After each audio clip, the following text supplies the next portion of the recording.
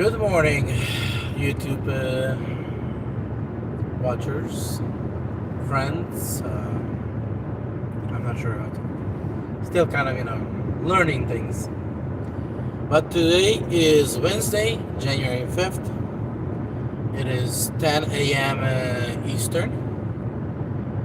And I am on my way to Lexington, about 20 miles from home. Outside it's partially cloudy. I'm not sure how it's going to be the rest of the day.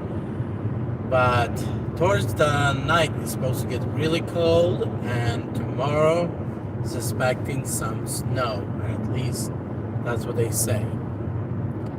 So that is the update for Lexington. I do have probably another 35 miles to go to get to north part of the Lexington. Is where I scheduled myself to dash. But let's actually talk about yesterday.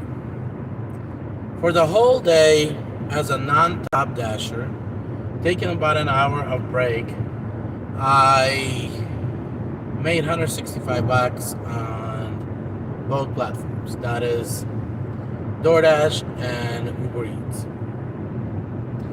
So what have I noticed? The first part I'll be talking about, you guys will be able to see the actual video recording on Sunday night around 6 o'clock evening Eastern. So what I noticed is when I came to Lexington yesterday around 9:30 or so, I have not been able to get on the platform to dash. Took me roughly about 10 to 15 minutes to get on a platform. Then you guys will see some of the offers I received, and some of those offers maybe you guys would say, Slavik, why didn't you take it? As I used to be a top dasher, I got used to certain type of offers. So they were just not meeting my expectations. Eventually, at the end of that 1 hour, I took a Walmart order. And something very interesting is, and I cannot exactly point a finger why, but I showed up to the stall. Automatically preset me for 5, so I changed it to 1. And I sat there. For over 10 minutes. I was the only one. Then looks like customer, not a dasher, showed up. They brought out their stuff, but nothing happened for me. So I eventually just canceled it and moved on. So question is, why they have not wanted to serve me, or maybe the order was not pulled. I have no clue. Maybe DoorDash is sending us out too early to Walmart. Also unclear, ununderstood. I haven't spoke with nobody, so have no answer there. So my first hour was zero income. Then started at 11. I started taking some orders, just make it worthwhile. Then by 3 o'clock, I was off the platform and I couldn't get back on the platform for about half hour. So eventually I just said, forget it, and I took an hour break. Then I've been able to get on a platform at 5 again, and I dashed till 8:30. Then I extended my dash around 8:15, and they allowed me to extend it till midnight. So, but I finished off dashing around 9:30 because it got really slow, and I didn't want to stay in later any longer. I also ran into a situation yesterday where a car pulled right behind me as I came to a questionable delivery place, and turned out to be that was the guy. He was a cop. He was monitoring an and he made an order, But he didn't use a siren or lights or anything, and I just freaked out of that situation because I thought, you hear this stuff on YouTube, and I guess my day came. So I had my car in the gear and ready to hit the gas pedal as things became questionable. But as he got out of the vehicle, I noticed writings on his door, and then I noticed he's dressed in a uniform. So kind of, came down on that one. But what I want to say is, it kind of felt like as if I would call to DOORDAsh and ask him to reset my account as if a new account. I was open and I was given all different type of deliveries. I seen a lot of $2, $3, $4 deliveries yesterday. Offers. Of course, I got an offer yesterday with a nice hidden tip as well. So I don't complain there, where I have not been seeing those for a while. What else I noticed? Like I said, I noticed getting on a platform, it's harder. When I got taken into another zone, I get onto the platform in that zone. So I had to drive back to the zone I came from to continue dashing. So, that doesn't make it convenient when you're having issues getting on a platform when it takes you out of your zone.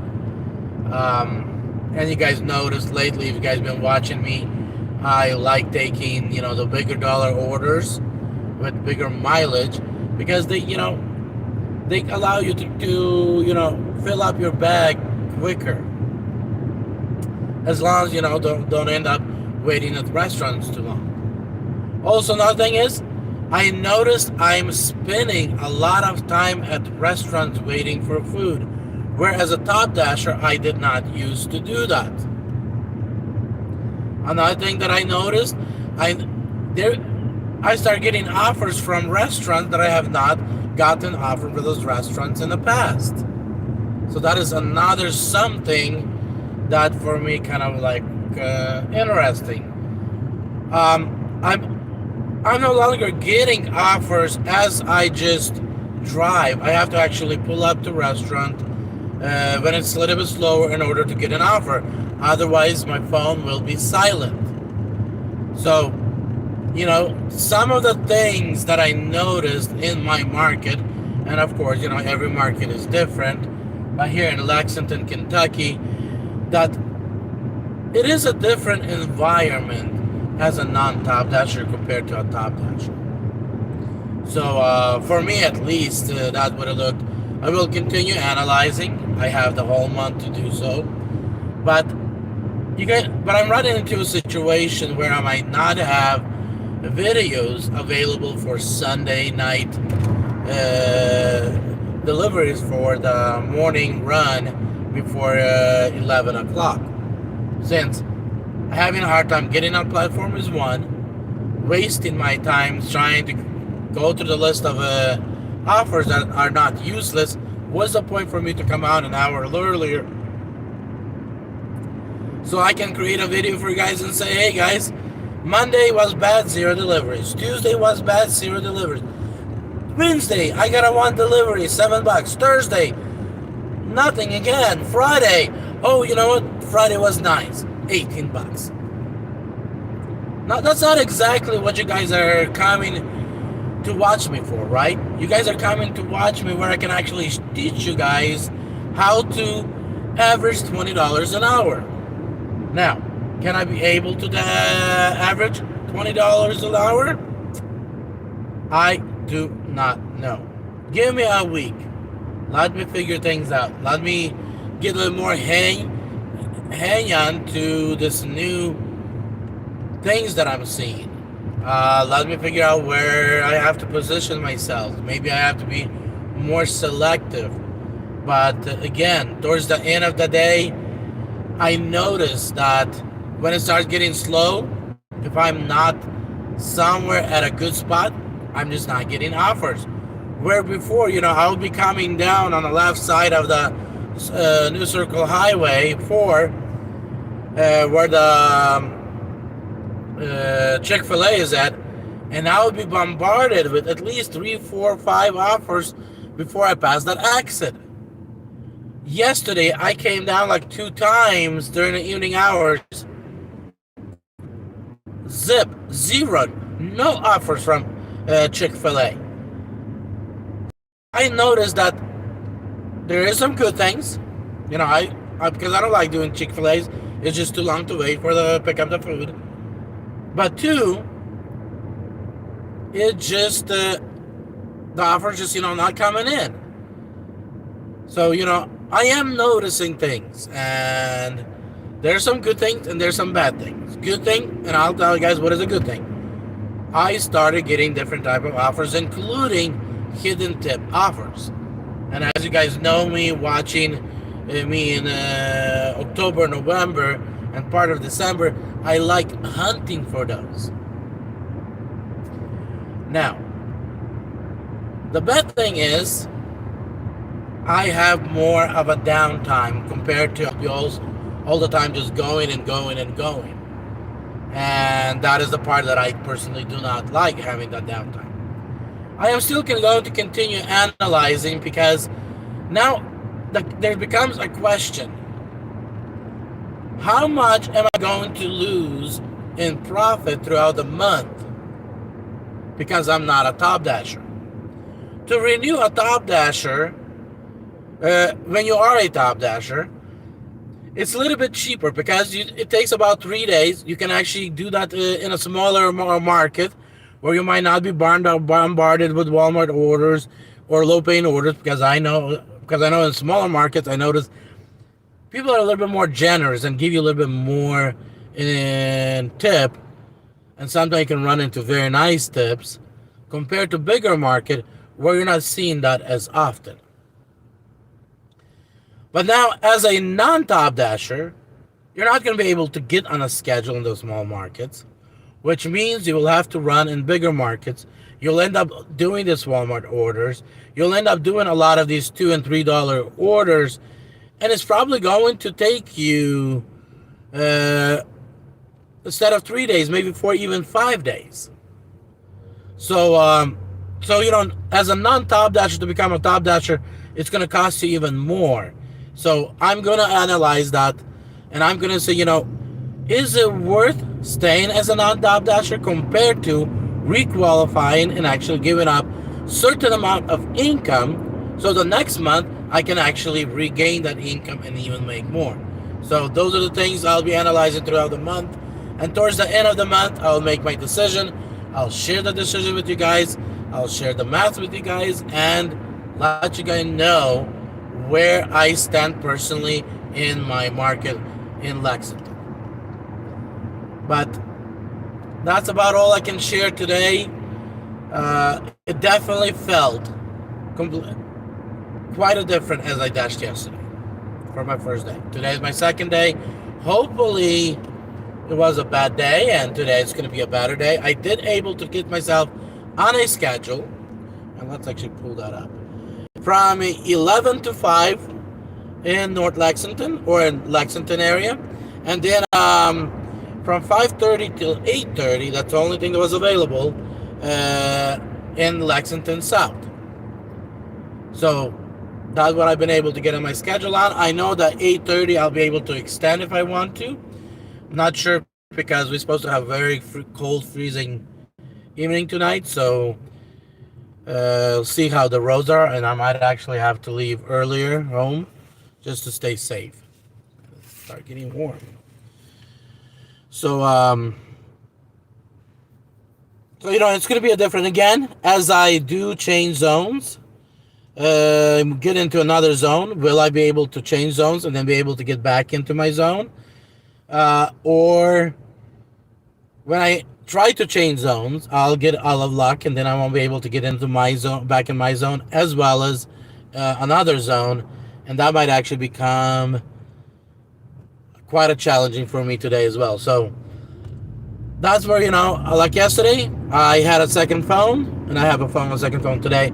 So before I left a zone, when end up having delivery into a different zone. Before I ended dashing in that zone, I opened my phone and I looked, can I dash in the zone I am in right now? Is it worth for me to end dashing from the zone that I delivered from? So in my case, that was not an option, so I never logged out. So things like that I'll be using today.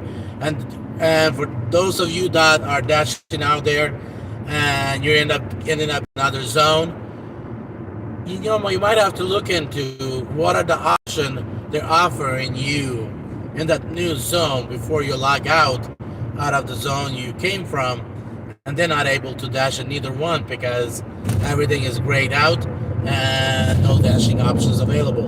And now you just gave up your schedule hoping to dash in a new zone, and now that is not available either. So yes, keep that in mind as well. Not sure what else to guys tell you, but here's something. I will have a video, not sure when. It's one of these days that I'm going to be at home. I finally found a guy on YouTube that actually does open source building a self-driving technology with open source that you can take any vehicle that has power steering, that actually can steer by itself and can accelerate and brake with the technology as well. You guys will be able to use those vehicles with his technology and turn those vehicles into driverless cars. So as we move forward and technology, expands, we will be able to compete with Tesla and other driverless cars out there by actually turning our vehicles into driverless cars as well. I watched a couple videos last night on that topic, and my understanding, level 5 driverless cars are of the future, and they're somewhat actually quite close. So that's one of the questions for me was, can we compete as a regular driver? Maybe doing some work on a phone or a computer while we sit behind the wheel, but instead of driving it, we just kind of overlook just in case technology fails or whatever the situation might be. But again, allowing our vehicles to make money. I am also going to make a video based on how expensive the driverless technology or driverless delivery will actually be, because I can guarantee you one thing, and that is these companies are creating this driverless technology. They're not going to just give it away for free. They'll be charging a fee for that. Good morning, man.